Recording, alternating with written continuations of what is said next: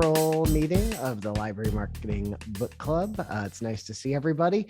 And this month we read Belong by Radha Agrawal. And pretty interesting book. I think there was some pretty cool stuff in there. It was definitely a different book. Tara, thank you for the recommendation. It's great when we read books that are not just, marketing business books, though those are good too. And we'll have some good ones going on. I did see, I guess we have one announcement here. I did see that Hannah Rael, who is a frequent guest of these, she can't make it today, and she's actually accepted a position as the first ever marketing communications manager at Next Gen Personal Finance. So she won't be at libraries anymore, which is too bad, but certainly happy to have her continue in the group if she likes.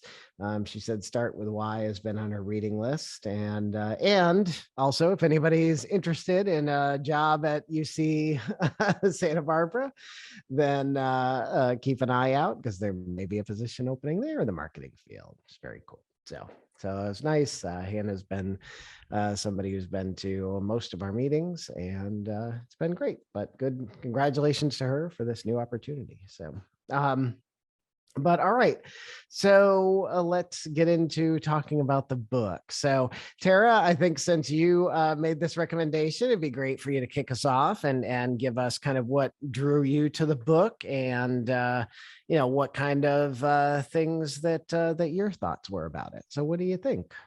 Yeah, I originally took a look at this book in trying to understand a little bit more about what community means to folks. So I support some community engagement products for OCLC and just exploring kind of the term community and what it is. And then selfishly from a mom in her mid 40s, like I feel like I was starting basically page 1. I think I was starting to drift away from the friends that I had. We were different. We had different values. We had different interests. And I was no longer wanting to talk about people because that's just not cool in general. And so this book really helped me to shape and have actionable things to do to join certain clubs, join certain groups, really focus on what my interests were and where I might find my tribe. And so I personally got that out of it, as well as thinking about how libraries might want to connect different members in their community and think about interests and abilities and those types of things to kind of form little mini micro tribes within your own communities. So a little different kind of book, but I think from being able to like actually take action and move forward on something, it really helped me. Yeah, that's cool. That's great. Yeah, there definitely were some things that, the path on what things to do and the self-exploration and yeah, it's very good. Yeah, thanks. What are some other initial thoughts? Anybody else have some other initial thoughts about the book, about what kind of things were going on?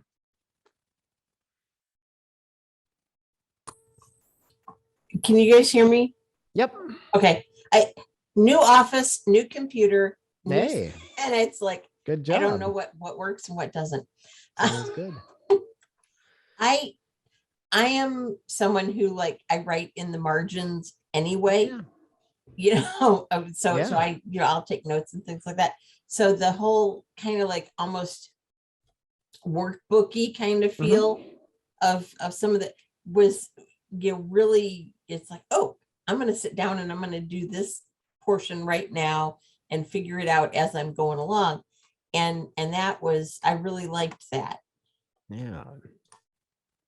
Yeah, it's interesting. Some of the books that we've read do have that, where they have like a little bit of a workbook or stop and do this exercise and those kind of things. This one was definitely full of that.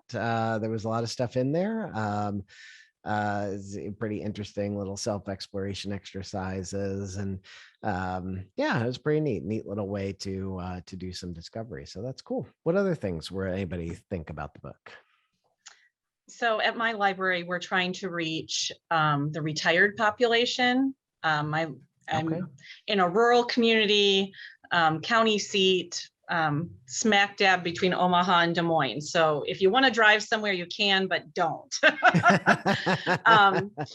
Anyway, so I had started this real ambiguous social club, like just come hang out at the library. You want people to hang out with, there's always going to be people at the library on Tuesday mornings. And I was getting really frustrated because people weren't coming. Yeah. And then kind of reading this book, I kind of went, they don't know what they're getting into. They don't know, like, what's our, what does she call it? The ethic, or the, what's the reason, what holds us all together. So, I mean, I discovered that what holds us together is we're all interested in the community. So I've just been bringing in community speakers, just real casually talk to us about what's happening in their world, what's happening in their corner of the community. And the ladies have loved it, and they keep inviting friends. So that's a win. I'm not quite sure how I'm going to apply that to marketing just yet, but it definitely helped me to think through and define a little more clearly what direction to take with that group. Yeah, that's pretty cool, Michelle. Yeah, that's neat. So yeah, so you're getting more people in the library, so that's a good thing. And yeah, if there's ways to connect those people to the other services that you do, or like you said, just make people invite more people to come, that's always going to be a big win. So yeah, very nice. I mean, I feel like when you have identified your tribe and you can define it, then you have a better idea of what and how to communicate with them. So, I mean, you know, your group is the perfect example, because it was kind of ambiguous, and then it's like, oh wait, we want to look at community leaders and what's going on in the community and things that are interesting, you know, and you've already done that. Yeah, that's interesting. Yeah, it's a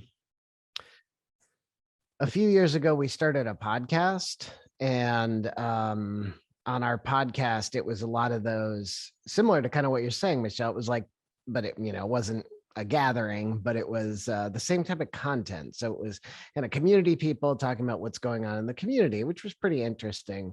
And over time, we ended up stopping that for the pandemic, because we had some change in staff and change in, well, we couldn't get people to come in to interview anymore.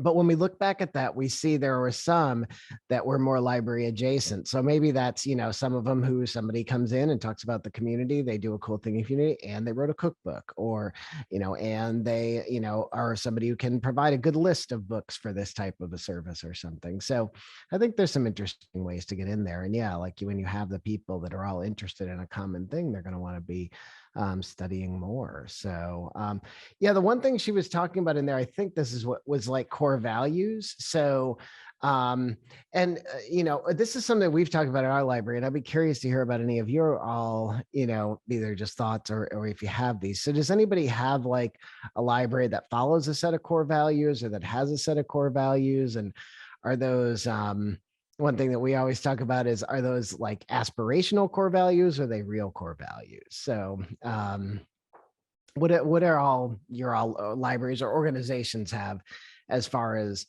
values, and how those are reflected, maybe both in how the staff operates, but also how the library itself, like kind of the feel of the library. Anybody have anything like that?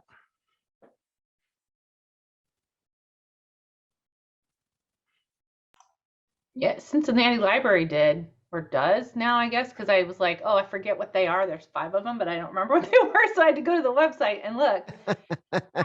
It really, so they were open access, customer focus, excellence, growth and innovation, and good stewardship, with which I can tell you from working there, good stewardship and customer focus were like the top 2, even though they're not on this list.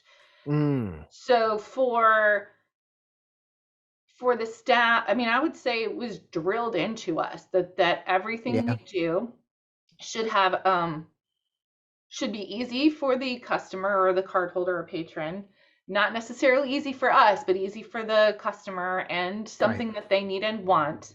And then good stewardship was like very much a thing. In fact, that was, I can tell you that all 5 of these were part of our annual performance assessment. Like you had to talk about how you contributed to those values. Can you talk a little bit more about stewardship and what that means? Because I don't know if I know what that Sure. So that's like context. Proper use of public funds, basically. Yeah. So we're not spending we're spending money in areas of the library where it's demonstrated with data that people need the stuff. This is what they want and need and access. And we're not spending it on, just stuff for fun or we had a strategic plan also, which for a while, it's not this way now, but for a while, the emphasis was on, this is very specific, it was on getting 3rd graders to read at grade level because the state of Ohio had like this big thing, right? Yep. Where they were trying to get it. So we were like, oh, we're going to help them out. We've got lots of resources. And so that was part of our strategic plan. And it was like, good stewardship was spending money on that area because it was part of our strategic plan and being able to always demonstrate that this is why you're spending your money the way that you are. Adequate staffing levels, that was a big deal and I know continues to be for them. Like they never cut staff if they don't have to. Like they'd rather add staff, which is mind-blowing. For a library, right? But that goes back to customer focus. And I think what I took away from my time there and spending so much time thinking about those 5 values is that they're all interconnected. They're like almost a community of values, honestly. And you can't do one without doing the other 4. So I don't know if that makes sense, but I just wanted to, going through this book, I felt like I kind of wish now that I was back in the library because I can see there are so many ideas for like programs and in that book, just kind of like things you can do, passive programs, active programs to help build community with your cardholders. And then also we've talked a lot at Novelist about psychographics, which is a way of marketing to people that goes beyond demographics. It like, you are looking for the motivations of people. And a lot of the exercises in this book, I think would be really valuable to somehow translate for libraries to do so that they could get to know their cardholders' motivations and values and all that stuff. And I'm babbling, but that was like my whole takeaway from the book. I loved it. I thought it was great. I think definitely there were some great ideas. Tara. I was just going to add that in talking to one of our libraries, just thinking of their strategic plan and who they want to bring to their community, who they weren't reaching. Like I don't know if everyone has goals for that, but they had a lot of folks who they came from different countries. Libraries didn't really understand what a library was. And so how do you reach that person? And so we talked about, how does their kid help kind of bring them in, and how does family and, uniting and seeing how, reading and exciting and bringing community together could help them. And so just, if there are certain populations of folks that you're looking to bring in to the library, just maybe kind of going through that thought process of like, ooh, what might be something that they would be interested in? And then how can we think about programming to get them to come in and consider? No, that's a good idea. And I think this is like an interesting kind of a different way to look at what things are important to people and look at how people make decisions. And it's something that it's, I think often, I don't know, I feel like I hear a lot, we've talked about here, but everybody is like, well, everybody's our customer. And well, yeah, I mean, okay, but everybody can come. We're open to everybody. We want everybody to do it. But there are certain things that would draw people, like you said, Tara, to different communities and different like micro communities. So, you know, it's not as easy as just throwing open the doors and saying, okay, everybody come on in. You know, you need to find those ways that people are. And yeah, Angela, it's nice if you have an organization that has values that, yeah, see, that's what I like. They're not just aspirational, they're actually things that help you make decisions. And that's what's really important is for everybody to be living those values, and that can make a stronger kind of a you know, stronger organization and stronger community, both within and outside of the library. So yeah, I think it was good. What other thoughts are there about the book? I thought this was kind of interesting to read through, coming from, I've been thinking about this topic for a while now, because I'm a board member for a nonprofit with my fiance who leads the nonprofit in our area. So, and it's, we've been doing sort of like ongoing strategic planning to try to figure out how to change not only our organization, but we're a branch of a national organization. So, so that this has been a conversation that we've been having for a long time, and this book has actually added to it. So my fiance already went out and bought the hardcover copy of it. Nice. But I hadn't considered all of this information and sort of building community and rituals and stuff like that from the library perspective. And one of the things that I thought was interesting actually was one of our focuses this year is we created a committee for staff engagement and employee appreciation. That's been, you know, like a lot of staffs, I think over the course of the pandemic, we saw morale kind of plummet. We had a high turnover, and we have a lot of new staff members like myself who aren't well connected with the people who've been here for a long time, but we really need to develop those connections to make this library run efficiently. So we've been talking through some ways that we can build up that sense of community and help people feel comfortable talking with each other, because I just, you know, siloed over here in the one-man marketing department, I could always use input and content from other staff members. So that's been some of these ideas I think were interesting for that. Like I'm thinking already about, she talked about incorporating, you know, discussion questions, and and I was thinking that's something I could do when I open our marketing, because we have a marketing committee with some of the librarians, and could just open with some sort of a not quite icebreaker question to get people talking with each other about something other than work, so we can know who each other are. Have you seen those little boxes of cards called like table talk, I think is what we actually we just started a line of experience kits at the library, and one of them is a start a conversation kit that includes some of those table talk cards, so I have easy access to them. That's so cool. So the start a conversation kit, is that something that is it targeted for is it like a teens, or is it just for anybody, or is it how did that get started? Yeah, the experience kits are more for adults. We have also, like, I mean, they're family really. So we have you know, a bird watching kit. We're based out of Southeast Michigan, like Mary. So we have a bird watching or a Explore Michigan kit, a tarot card kit. They have all sorts of things. And each kit has a book, and then some sort of activity to go along with it as well. Oh, that's metal detecting. Cool. Oh, wow. Metal detecting. Yeah. Do you check out metal detectors? That would be super cool. Yep. You check out metal detectors? Yeah, that's part of the metal detecting kit. Oh my gosh. And we have a stargazing kit with telescopes. We have one for kids and one for adults with like a pretty legit telescope. So that's it. I'm going to Michigan. I know. Jeez. We have all the fun libraries out here. Oh my God. All my life I've been so curious about metal detecting. I've never thought. We have to do something in Michigan because it was 75 degrees here on Sunday and it's about 35 right now. So we got to do something to keep everybody happy and engaged.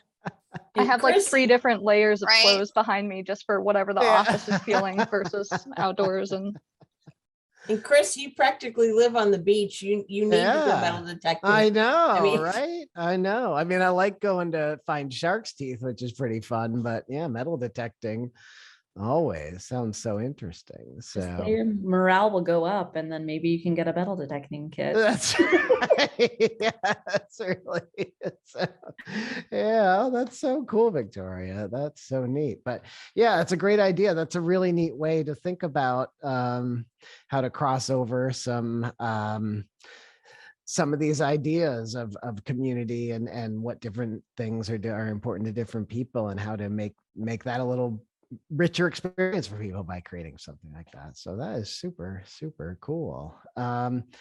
Yeah. One thing that I liked in the book, which I guess is kind of the anchor of the book, is that DOSE acronym. I will say the book is full of acronyms. She really likes to acronymize, is that a word? Everything. So some of them I think hit pretty well. Some of them like, oh, that I don't really know. But the DOSE one I thought was really cool. And yeah, I don't know. I mean, we've talked about, there's been other books that we've read that have talked about, certainly about dopamine, and then that's always a big popular one in there. But I really like the addition of the other things. And does anybody else find that engaging, and think of any ways that you might be able to utilize that to engage with their community? So how do you? The one that's hardest now, it's definitely a very pre-pandemic book, because it talks a lot about human touch, which is great. I'd be curious to see what kind of how she's adapted. She and that group have adapted now to that. But also that was kind of neat, because it and have magnified why some of those feelings of despair were even worse during the pandemic, because we couldn't touch anybody or touch people. But yeah, I don't know. I just thought that was interesting with the chemicals and the brain chemicals, and how those function, and think about how we can trigger those. So what else? What other things were there in the book that maybe, touched a nerve, or something you wanted to talk about, or some other way that you saw how your library was, you or your library may be applying those? Not directly related to really anything, but sure. I was really pleased to find this book. Yeah. In September of 2019, my parents retired to Arkansas. And so they moved down there, and they were, settling into their house when the world shut down. And then at that point they left, and they went to our lake place up just an hour south of Lake Superior in Wisconsin. And they were up there until October.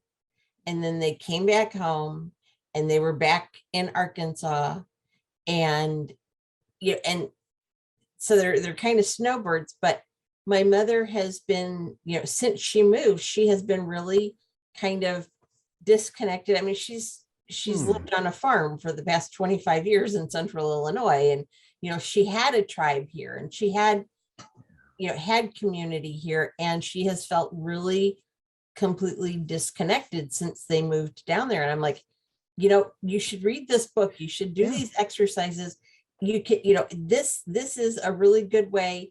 You can spend the summer going through this, and then when you go home in September, when you go back to Arkansas in September, you will have all of the tools in your toolbox to be able to start building that sense of community, kind of now that things are opening back up, and you can go places, and you can see people and things like that. And it's not all Zoom, and it's, And so I bought it. Her birthday was last Monday, so I bought it for her birthday. Very nice. Very nice. That's wonderful. That's really great. Yeah. And Donna, that talks kind of again back to what Michelle was saying about inviting people in to understand. And yeah, Michelle, I just think that's such a great idea of, and if you take that path that like Donna was saying, and you think about people that are especially, retired and people who have had that kind of a major life change and maybe new to the community or maybe new to not having those work friends. And yeah, I mean, it was, it's definitely written of a certain time in somebody's life, when you can tell when this was, somebody in there going from their 20s to the 30s. I mean, and that fit, but there's a lot of other life changes that it could be easily applied to. And yeah, I think my mom had that same thing, Donna, when they, when she and my dad, were looking for where to snowbird, and they went to a couple different places, and yeah, they just never really felt like they were part of those communities. So yeah, it's a good idea to use this as some sort of a way to get people to understand what's important to them and what is where might make them feel more comfortable. So yeah, it was great. It was really good. So yeah, what else? I think, yeah. So I think, Michelle, thanks. Renamed a local mover and shaker as a community architect. There you go. That's very nice. Very good. And I see, yeah, Angela, you put the, I didn't seen that before, but you put that up there for us, Cincinnati Library, the mission, vision, and values. Yeah, which is great. Those are great ones to aspire to. But yeah, community architect, an interesting, moniker that people are that somebody's using, but it's a great way to look at. It might be a really interesting way to engage with some people in the library that might, some of our staff in the library that like to do that like to kind of community build and put people together. So yeah, pretty cool. Yeah. What other things about the book? What other things? I did reach out to Radha to try and get her to come. Unfortunately, she wasn't available. Yeah, Tara did too. I know. We tried, but very busy, of course. And but it be nice to see. There's a lot of really good articles out there if you are interested more about that. I don't think Daybreaker is for me. Yes, we're not Oprah. Not yet, Angela. We are not Oprah yet. we need to go through our book club hierarchy and become Reese Witherspoon someday.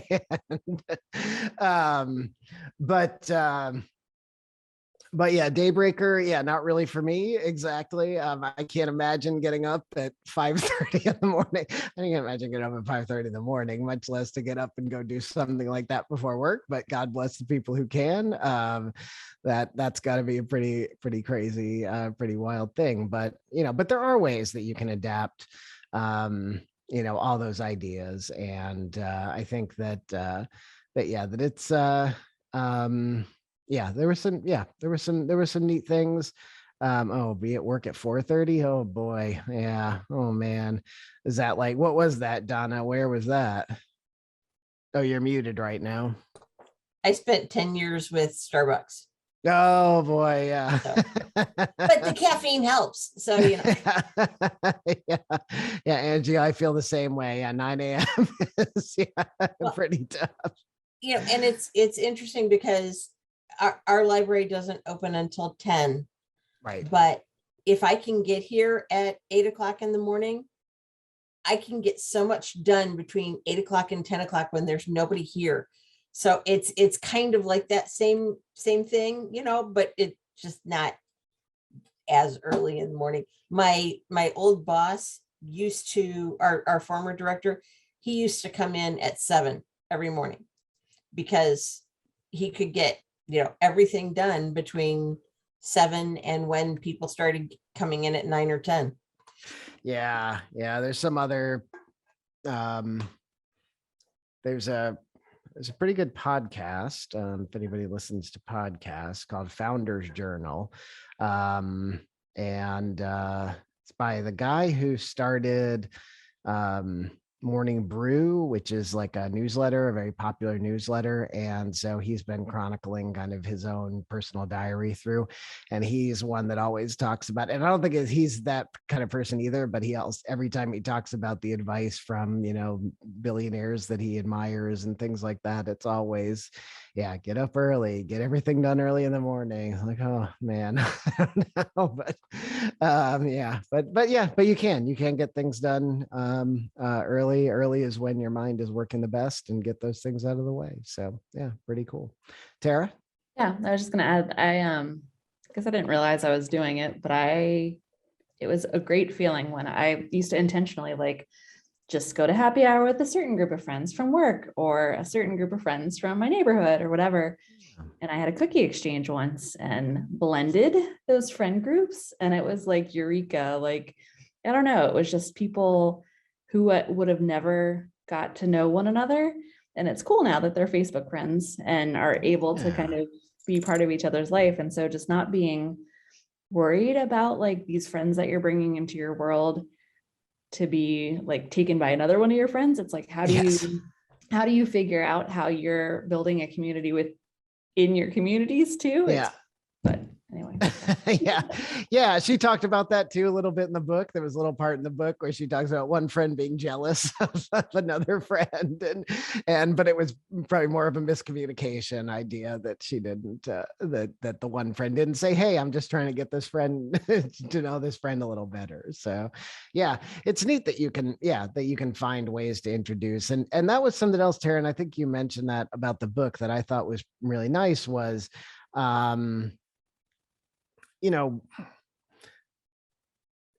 even though some of the actions that she described may not be exactly what I could envision myself doing in the same way, I still I did like kind of the motivating to sort of just go and do things and just go and get things done. And, not to, there's, kind of like a nothing to lose attitude and a why not just get it done? Because what's the cost and those kind of things. So I am very distant from the book itself, but personally, I've tackled a lot of like projects and things outside of work that I've always wanted to do, but I've been hesitant because I was like, it's going to take too much time. Just a lot of this anticipating. And this was one of those books that really got me moving and got off. And just, for example, it's it kind of is, I guess, like a brag. Not really. I mean, it's not huge, but I did. I took a staycation a couple of weeks ago. Like we have this new puppy, so we weren't going anywhere, but I took some time off. And during that time, my wife was like, hey, I'd like a chaise lounge. So, and I haven't done woodworking in a long time, but I was like, all right. So I just, I was like, well, listen, I'm just going to do it. I'm not going to overthink it. I'm just going to go do it. So I went and I did it, and I built the chaise lounge, which is pretty neat. So, and then the next weekend I was like, that felt pretty good. So then I built an Adirondack chair. So now I'm doing a lot of woodworking, but it was, it's kind of that feeling of like, just go ahead and do this. Like her thing, like, go to these meetings of people. And I don't know if that might be okay, but it might not energize me quite as much, though. I love this group. I really love this group I love getting to talk to you all every month. I love being part of this group. I love, when we have interactions outside of this, but this is the best when we can actually see each other and talk to each other. So, these kind of things are great. And I really do like being part of this group and finding those other groups that are really good commonalities. It's been some good discussion in the chat. Most productive is 6 to 8 a.m. Yeah. When your office is in your backyard, Angela. Yes, that makes it. Yes. In the tiny house, the tiny office. Yes. Very nice. But yeah, is that what you do? So is that become your habit, Angela, is like getting up, going out there? 100%. Yeah. So I get up at 5:30, literally do not shower. Sometimes don't even comb the hair, just grab the coffee, stumble through the backyard and sit down. And I don't know why it is, but between 6 and 8 a.m., I think it's because none of my coworkers are awake and distracting me on Teams. Yeah. And so if I have anything to write, that's when I do it, because I get 2 hours of uninterrupted, and there's something about like my brain is not full of all the things that have happened during the day, so I can just spit out whatever it is and get it on paper digitally, and then we can continue from there. So I have a weird work schedule. Angela, were you doing that in like the middle of January? Yes, ma'am. 6 feet of snow in central Ohio? Sure was. Yep. We had some good snowstorms, and I got boots. I can put on the boots. and there's heat in here, so I'm not suffering, guys. Don't Angela, if I can pick on you for a second, how is that translated to when you are like at a conference or at a thing? Are you still find yourself doing that same habit? I'm just curious. I mean, it depends, honestly. Okay, like usually for conferences, you have to be in the convention hall or whatever at like 8:30. Yeah. So I do a little bit of work while I'm drinking coffee, but I want to get to the gym and I want to get showered before I get to the, I mean, I try not to do work when I'm at a conference, but like you still have to do it sometimes. Especially the writing part. That's what I was thinking about, was the writing. Airplanes. I write really well on airplanes. Honestly, that's great. I just save everything on my laptop, so I don't have to use the internet, and I just like, pull up Word documents and like spit it out and work on it while I'm on a plane. Smart. That's smart. Yeah, the internet is too distracting. So don't bother. It never works on an airplane. Like, no, not well enough. We put people in space, but we can't get good Wi-Fi in an airplane. What? It's because somebody's making money out of it somewhere, so they need to restrict it somehow. But I think the bottom line is like, yourself. Yep. And you have to make space in your workday for doing stuff in the time in which if you can, in the time that's best for you. Angela, I moved from one building to the other a week ago, and new computer in the new building, and it took tech a week for me to be able to get to my OneDrive. And it's like I don't have any of my files. I can't get to anything. I'm like dead in the water. I can't do anything. Yes. I was going nuts. That is torture. You got to prepare for those times. Yeah, definitely. So no, but it's good. Yeah, and it is something that that even though maybe we're not getting up and dancing and singing and all that in the morning, it is a good time. It's a good time where we all have a lot of energy. Like you said, Angela, we haven't been distracted by everything else that's going on by the day. And I've really stopped most mornings. I really have tried hard to just think of the things that I need to get done. And when I get into the office, I've stopped going right to email and going through all the emails, because that is the killer. I mean, that is such a killer, is just getting sucked into all that email. And I've been trying to move that to the end of the day. That's been a big help. So from some of these other books that we've talked about. That's super smart. It really helps. So what other things about the book, or any other things about belonging or community building that anybody else has done at their libraries, or anything else? What else is going on? What else? What else for the book, or what else beyond the book?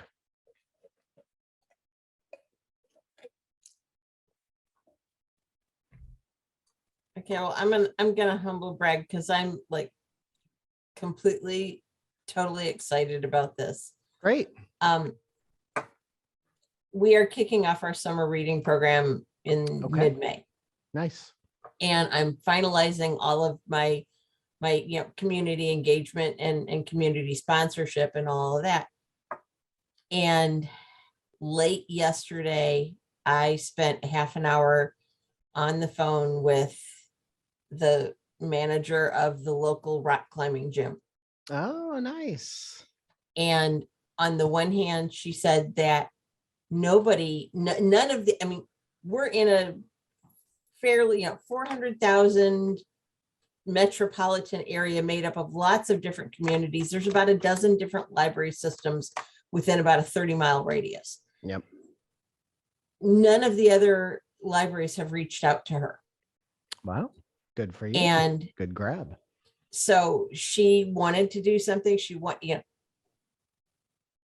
When I hired into this library, I was told that I had $2,000 that I was allowed to spend for our summer reading program. Yeah. I said, okay. And I started building these community connections. Yesterday, this woman donated $15,000 worth of gym time. Wow. To our little summer library reading That's program. Awesome. She's like, well, a day pass is $29 and I can give you 500 of them. And I'm like, okay, I'll take it. Yeah. That's a great get. And it's like just building the relationships with the people in the community and saying, hey, I want to give my patrons experiences rather than junk they're going to throw in a drawer or throw away, or I want them to be able to build those connections within the community as well. So I mean, I was jumping up and down and screaming in my office. Yeah, that's great. I was freaking out. That's fantastic. And now you have an opportunity to find a way to cross build this community with the library community. Absolutely. Maybe using some of the principles in this book. Find what people. Because if you could find a neat community of people who enjoy like rock climbing and library stuff, you would have a really unique group. What they were encouraged about was the fact that we market our summer reading program to the entire family. So we try to get the parents involved, get grandparents involved, go and do these things as a group. And so, if everybody in the family reads and gets a free pass to the climbing gym, that's a thing that they can go and do as a group and have that experience. And it's just, I'm really super pumped about it. Yeah, that's fantastic. That's really great, Donna. Yeah, great example. Yeah, very cool. What else has anybody else got going on as far as marketing? What kind of things everybody else, I'm sure, has summer going on? Anybody have any interesting things to talk about for summer? Anything interesting coming up?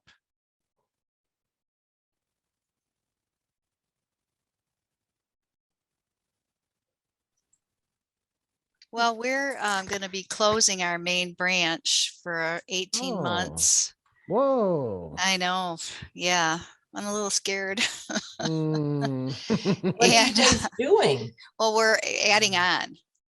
Nice. Which it's a mid-century modern building. It was built in 1953. They wanted to update it since the 60s and never could get it approved. So it's a small addition, but we're also going to put in an elevator and have ADA accessible bathrooms and a drive-through and a sprinkling system. Nice. Shocking. Useful. Yeah. But anyway, so we're going to open up a little annex, a little pop-up down the street. Oh, nice. And we have 2 other branches. But the third branch is being renovated right now, and the timing, because of the pandemic, we're missing light fixtures. So 2 of the 3 branches will be closed at the same time for a couple of weeks. People are going to freak out. Yeah. I don't know. I'm nervous about it, but yeah, what are you going to do? We've been talking about it for a really long time. So, but when the reality hits, I know people are going to be aggravated. So, yeah. I wonder though, Mary, if because we've gone through what we went through with the pandemic, if this kind of a change may be a little bit easier for people to adapt to, especially since it's for a good reason, I hope so. Because after the pandemic, we had to close our main library, but we had to close our main library because the governor wanted it to be a Regeneron clinic. So it was not the most popular thing in the world. We were pretty upset, but it'd be interesting now for when you have to close the library. Now, the other thing, we had to close some libraries for renovating children's. Well, we didn't close libraries, but we closed children's rooms for a long time. But people are okay with that. I mean, they adapted to it. We set up some things a little differently. That wasn't a whole building and it wasn't our main library, but still, yeah, it's, well, I guess just, communicate well about it, keep a lot of pictures out there so people can see what's going on. That's worked well for us. Oh, that's a good idea. I've been trying to do that, and people love to see progress pictures. They like to see, construction updates on Instagram stories. Right. Great Oh, idea, that's a good Angela. idea. Yeah. That's a really get good with those idea. construction for people Yeah. and make sure that you can get in there to get those pictures. It's really nice to see a time lapse. Yeah, don't forget to take I will tell you something we did. Don't forget to take a ton of before pictures. Because it makes a big difference when people can see the after, because in that amount of time they forget. And you'll also have new customers, a lot of new customers that will come in and you're like, look at this great new addition we did to the main library. Like, well, yeah, it's great, but I don't know what it looked like before. And if you can show them like how, so yeah, I would say take really a bunch of before pictures. I always forget to take before pictures. Talk to your construction crew, because they will take, a lot of times they will take pictures as well during the process. And just to document kind of what they're doing. And we had that when we renovated our Roanoke branch during the pandemic. And I'll grab a link. We've got a little 3-minute video that they put together for us of the entire process using the photos that they took. Nice. Here's another. Thank you. Yeah. Here's another thing if I can throw in, Mary. Sorry, this just sparked things because we've had a lot of construction projects recently. But if you have local photographers who, and if anybody else does, if you have local photographers that, or you happen to have a local company like we do, that's a local stock photography company, they create stock photos. They're kind of like a local competitor to like Shutterstock, or any local photographers that do that kind of work. Something they always have a hard time getting are photos during construction. And there's a lot of need for construction photos. And it's something that's easier if they can do it safely during actual construction than when, than staging it, because staging it doesn't ever look right. And if you can get in with a photographer like that, then you can kind of trade out stock photography in your own library. And then you don't have to use these, kind of generic or those kind of things. We're building up a really great collection of stock photography in the library. So it's this super high res, super nice stuff that's all basically for free. It's all in trade. And so that's been a really, really neat thing. So great idea. Thank you. Take a look. Yeah, we got some cool things in the chat. Pinterest for image storage. Yeah, that's a great idea. For all the renovation. Yeah, great idea, Carrie. And then Donna shared a little bit. Yeah, the renovation video. I have to watch that. And before it was a library, it was a funeral home. That's so funny. That is so funny. Oh man. That's really neat. And it really did look like a funeral home filled with books. I mean, it was just it was terrible. It was absolutely horrible. Nobody ever leaned into that for the marketing of you got all these cool funeral home things. No. Oh, too bad. Own the brand. Yeah, that's right, Tara. Yeah, just own it. Yeah. Yes. Oh, yes. Dying to read. Yeah, it's spooky season. Yes, that'd be great for Halloween. Yeah. Oh, Donna, you gotta find some of those old remnants of the funeral home. The only thing that's left is right in the middle of the building. it's like 8 foot by 6 foot. There's a steel and concrete reinforced vault in the middle of the building. And the only thing we can figure out is that that's where they stored like the ashes and the dead people's like personal possessions and things. My goodness. It's been rendered like you can't lock the door anymore. Yeah. But I mean, it's like these 8-inch thick walls, and it's got this big, I mean, the door is like this thick, and that's our tornado shelter. Oh, yeah. Well, yeah. Right. Tornado comes, we're all going in the vault. That's very good. Oh, see, look at all these ideas. We have the ghost hunter events. Yes, Carrie. Yeah. EMF meters for checkout. Such cool non-library, non-book checkout things you all have. And a fundraiser to have people pay for ghost tours. Yes. There's got to be ghosts in there. It was a funeral home. So, yeah. Oh man. Oh, Reno has a bomb shelter from the 50s. Oh, that's so cool. That's so awesome. Yeah, when I was visiting there in the fall, they were like, yeah, we have like paid tours. People like come in and they always want to see the bomb shelter. Yeah. He's like, do you want to go down there? And I'm like, no, thanks. I'm good. Yeah. Oh man, that's so funny. And Angie, yeah, you don't lean into the hauntings. No. We've done some. We had some ghost hunters that did an event every year. I think we had them back again last year, and it was always fun. And I think they did even do like a ghost, like an overnight, or it wasn't, I don't think they were able to stay overnight, but they stayed after dark in one library to kind of do some of that ghost hunting and see what it was, but they couldn't find it. So, oh boy.